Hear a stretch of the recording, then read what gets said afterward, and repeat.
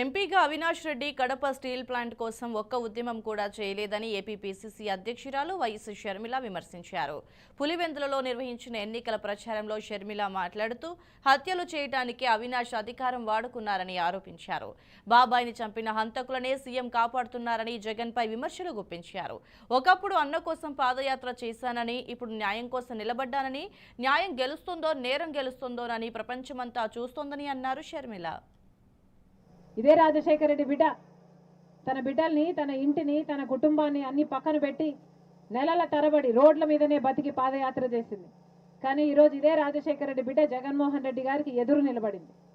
ఎందుకంటే జగన్మోహన్ రెడ్డి గారు వివేకానంద రెడ్డి గారి హత్య విషయంలో అన్యాయం చేస్తున్నారు కాబట్టి సిబిఐ అవినాష్ రెడ్డి దోషి అని చెప్తున్నా కూడా, అన్ని సాక్ష్యాలు ఆధారాలు చూపిస్తున్నా కూడా ఈరోజు అవినాష్ రెడ్డిని కాపాడాలని నిర్ణయించుకున్నాడు జగన్మోహన్ రెడ్డి గారు.